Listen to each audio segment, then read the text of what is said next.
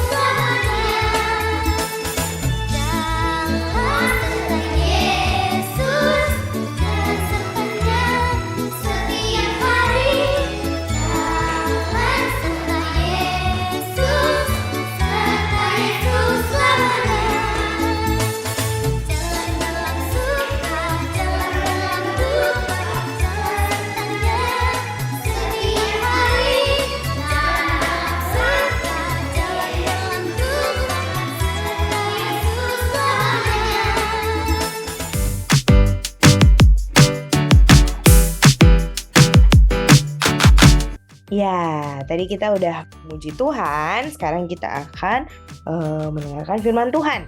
Firman Tuhan minggu ini diambil dari 1 Tawarikh 20. Nanti adik-adik baca Alkitabnya, baca pasalnya ya di rumah. Papa, mama, atau kakak yang ada di rumah, oma, opa bisa bantu adik-adik yang belum bisa baca untuk baca Alkitabnya dulu. Tema kita, ayo berjuang sampai menang. Di sini siapa yang pernah lomba? Lomba makan kerupuk, lomba lari, lomba baca puisi, lomba nyanyi. Nah, siapa yang pernah lomba? Lomba itu ada yang menang, ada yang kalah pasti. Tapi setiap orang itu punya lombanya sendiri-sendiri. Jadi waktu dia berlomba, begitu dia selesai menyelesaikan perlombaannya, dia menang buat dirinya sendiri. Dia nggak kalah sama dirinya. Kita hari ini mau belajar tentang Raja Daud. Nah, ini dia Raja Daud. Raja Daud saat itu ada di bulan-bulan yang dimana raja-rajanya maju berperang. Semua raja-raja pergi keluar dari istananya berperang. Tapi Raja Daud malas. Raja Daud nggak pergi berperang. Raja Daud tinggal di istananya. Yang pergi Yoab. Karena Raja Daud males-malesan, Raja Daud malah jadi berdosa. Karena waktu dia tinggal di istananya di Yerusalem, dia lihat ada perempuan yang cantik. Dia akhirnya berselingkuh atau berzina dengan perempuan itu. Kenapa? Karena perempuan itu sudah punya suami. Akhirnya dia berbuat dosa, perempuan itu hamil, Raja Daud jadi takut dan bingung. Suaminya perempuan ini lagi berperang bersama-sama panglimanya Raja Daud yang namanya Yoab. Akhirnya Raja Daud bikin rencana dan merencanakan pembunuhan. Waduh, dosanya parah banget ya. Udah berselingkuh, pertama males-malesan, terus berselingkuh, terus abis itu Raja Daud merencanakan pembunuhan dan membunuh, karena setelah itu suaminya perempuan itu meninggal. Nah, Tuhan menegur Raja Daud lewat seorang nabi yang namanya Nabi Natan. Saat ditegur, dibilang kamu tuh salah, kamu tuh berdosa. Raja Daud akhirnya minta ampun dan bertobat. Raja Daud nggak ngeles itu kayak banyak alasan, enggak saya kan gini enggak. Di sini siapa yang kalau ditegur kalau salah banyak alasan dan suka ngeles? Raja Daud nggak kayak gitu. Raja Daud bertobat dan minta ampun. Jadi Raja Daud minta ampun sama Tuhan atas kesalahannya. Tuhan mengampuni walaupun Raja Daud tetap dihukum. Nanti kita belajar tentang cerita ini di lain kesempatan ya. Raja Daud tetap dihukum, tapi Raja Daud bertobat dan minta ampun. Tuhan mengampuni. Tanda dari Tuhan mengampuni, saat Yoab maju berperang, akhirnya Yoab menang. Wah, waktu Yoab menang, waktu itu Yoab berperangnya melawan Bani Amon. Waktu Yoab menang, artinya kemenangan juga buat Raja Daud dan orang Israel. Akhirnya Raja Daud itu mengambil mahkotanya Raja Negeri Bani Amon, dipakai di kepalanya nih, kayak gini nih. Dipakai di kepalanya, terus mahkotanya itu berat. Mahkotanya itu beratnya, nih dia nih. Nah ini mahkotanya. Mahkotanya berat sekali. Beratnya 1 talenta. Tapi kalau kita lihat sekarang ini 1 talenta itu sama dengan 34 kg. Siapa di sini yang berat badannya 34 kg?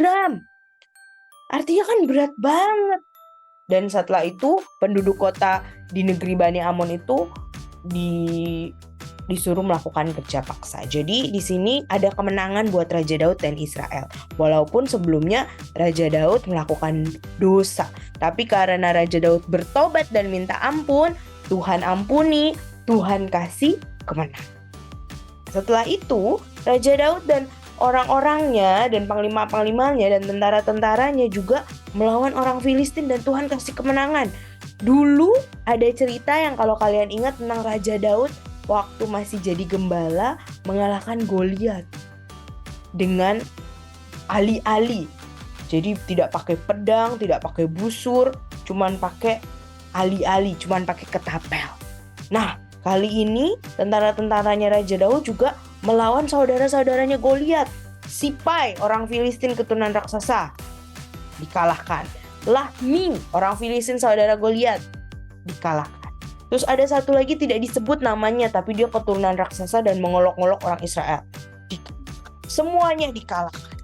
Kita lihat di 1 Tawarik 20 ayat 8, orang-orang ini termasuk keturunan raksasa di Gad. Mereka semua tewas oleh tangan Daud dan oleh tangan orang-orang ini. Kenapa sih Daud bisa menang? Kenapa juga Daud, orang Israel dan Yoab bisa menang waktu melawan Bani Amon? Karena Daud sudah minta ampun. Walaupun Daud bikin kesalahan, Daud minta ampun sehingga Tuhan tolong. Jadi mereka itu bisa menang melawan musuh-musuh mereka itu karena pertolongan Tuhan. Waktu Daud minta ampun, mengaku dosanya kepada Tuhan, Tuhan tolong Daud. Tuhan tolong juga tentara-tentaranya, Tuhan tolong orang Israel. Nah, ceritanya pendek ya. Apa ya kira-kira yang bisa kita pelajari? Siapa di sini yang gak pernah berbuat dosa? Semua orang pasti pernah berbuat dosa. Ini yang kita pelajari dari Daud ya. Walaupun mungkin dosa kita nggak seperti dosa Daud. Kita nggak membunuh, kita nggak berzina. Tapi kita mungkin suka berbohong, kita suka melawan, kita suka jawab-jawab orang tua, kita ngomongnya kasar. kita suka jahatin temen, itu semua dosa. Tapi apa yang bisa kita pelajari? Kita belajar satu, saat orang Israel pergi berperang, Raja Daud bermalas-malasan di istananya. Jadi yang pertama, kita tidak boleh malas. Yang kedua, Tuhan tahu loh saat Raja Daud berbuat dosa. Jadi Tuhan tahu segala sesuatu. Hati-hati. Jadi kalau kalian bikin dosa terus kalian pikir, tidak ada yang lihat, tidak ada yang tahu, kalian salah. Tuhan Maha tahu. Makanya Tuhan bisa mengutus tadi nabi yang namanya Nabi Nathan menegur Daud karena Tuhan tahu Daud berbuat dosa. Tuhan tahu segala sesuatu. Jadi hati-hati ya. Jadi kita tidak boleh melakukan dosa-dosa apalagi kalau kita itu sudah tahu itu salah. Apalagi yang bisa kita pelajari? Selanjutnya, Raja Daud waktu ditegur sama Nabi Nathan, apakah Raja Daud ngeles-ngeles? Tidak. Apakah Raja Daud membantah-membantah? Tidak. Raja Daud bertobat. Bertobat itu apa sih artinya? Bertobat itu artinya minta ampun dan gak melakukan lagi. Saat ditegur atas kesalahannya, Raja Daud bertobat. Nah, kita mau contoh Raja Daud. Tadi kita bilang kita semua pernah berbuat dosa. Waktu kita berbuat dosa, kita sadar itu dosa, kita segera stop, minta ampun dan bertobat. Jadi jangan dilanjutin dosanya, langsung minta ampun, langsung bertobat, jangan dibuat lagi. Lalu saat Raja Daud bertobat, Tuhan memberi kemenangan kepada dirinya dan orang Israel. Jadi Tuhan Maha Pengampun, Tuhan baik. Tapi jangan kita jadi, Tuhan kan nanti ampuni aku, jadi aku suka-suka aku aja deh. Gak apa-apa aku buat dosa. Gak boleh kayak gitu ya. Adik-adik, kita harus melakukan yang baik. Jangan karena kita tahu Tuhan Maha Pengampun, jadi kita sembarangan-sembarangan. Oke? Nah, seperti yang tadi judulnya adalah berjuang untuk menang, berjuang sampai menang. Seperti Raja Daud, walaupun dia berbuat dosa, habis itu dia minta ampun dan dia terus berjuang sehingga dalam peperangannya Tuhan tolong. Nih, semua orang bisa salah dan pasti berbuat dosa. Yuk, kita belajar dari Raja Daud yang minta ampun dan bertobat. Setelah itu Tuhan terus menolong Raja Daud sehingga dia menang dalam setiap peperangan. Begitu juga kita. Waktu kita salah, kita minta ampun dan bertobat, Tuhan akan terus menolong kita sehingga kita menang dalam hidup. Dalam peperangan, apa sih yang berperang dalam hidup? Emang kita pakai pedang gitu? Pakai pistol? Enggak. Perang kita itu melawan iblis, melawan kuasa-kuasa jahat, melawan hal-hal yang tidak boleh dilakukan oleh orang Kristen, melawan hal-hal yang orang-orang rasa, itu kan biasa aja, semua orang bikin kayak gitu kok, semua orang berbohong. Oh, tidak boleh, orang Kristen tidak boleh berbohong. Orang-orang ngomongnya kasar kok, nggak apa-apa. Oh, tidak boleh, orang Kristen, anak Tuhan tidak boleh ngomong kasar. Orang-orang marah nggak apa-apa kok, orang-orang ngamuk-ngamuk nggak apa-apa kok. Oh, kita harus hati-hati, marah kita jangan sampai berbuat dosa. Jangan sampai kita jadi mempermalukan Tuhan. Ingat, orang Kristen harus selalu jadi berkat dan mempermuliakan Tuhan. Semangat adik-adik, semangat juga buat kakak, semangat buat kita semua. Supaya kita terus berjuang sampai menang. Sehingga nih ayat hafalannya dari 2 Timotius 4 ayat 8a. Sekarang telah tersedia bagiku mahkota kebenaran yang akan dikaruniakan kepadaku oleh Tuhan, hakim yang adil pada harinya. Jadi seperti Raja Daud akhirnya mendapatkan mahkota karena dia menang, kita juga nanti akan dapat mahkota waktu kita masuk surga. Tapi gimana caranya? Kita harus terus berjuang. Kita harus terus semangat berjuang untuk menang dalam kehidupan ini melawan kuasa-kuasa jahat, melawan hal-hal yang tidak baik. Walaupun kita kadang-kadang jatuh, kadang-kadang berbuat dosa seperti Raja Daud. Bukan dosa yang dilakukan Raja Daud, cuman maksudnya kita berbuat dosa seperti Raja Daud juga berbuat dosa. Yang harus kita lakukan adalah stop, minta ampun dan bertobat. Semangat ya adik-adik, supaya kita semua bisa berjuang sampai menang. Mari kita berdoa. Terima kasih Tuhan Yesus buat renungan firman Tuhan yang singkat ini. Walaupun kami belajar hanya singkat, tapi kami belajar banyak dari Raja Daud.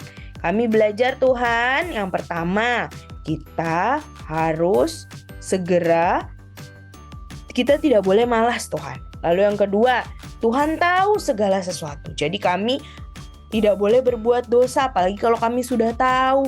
Kami tidak boleh berbuat dosa karena mata Tuhan melihat. Kami juga belajar waktu kami berbuat dosa dan kami sadar itu dosa, kami harus segera stop, minta ampun dan bertobat. Kami juga belajar dari cerita Raja Daud bahwa Tuhan Maha Pengampun. Karena itu kami mau minta ampun untuk segala dosa kami Tuhan. Sucikan dan kuduskan hati kami Tuhan untuk hal-hal yang kami lakukan dengan sengaja maupun tidak sengaja. Kami minta ampun Tuhan, Tuhan tolong kami supaya kami bisa melakukan yang benar, kami bisa melakukan yang baik, sehingga saat kami meninggal, kami masuk surga dan menerima mahkota dari Tuhan karena kami sudah berjuang melakukan yang baik, sudah berjuang menjadi orang Kristen yang takut akan Tuhan, menjadi berkat dan mempermuliakan Tuhan. Terima kasih Tuhan Yesus buat cerita Alkitab pada hari ini. Terima kasih buat semua yang sudah Tuhan berikan kepada kami. Kami serahkan sepanjang minggu depan ke dalam tangan-Mu. Tuhan berkati sekolah kami, Tuhan berkati keluarga kami. Di dalam nama Tuhan Yesus kami berdoa dan mengucap syukur. Haleluya. Amin. Terima kasih adik-adik. Tuhan memberkati. Sampai ketemu minggu depan. Bye-bye.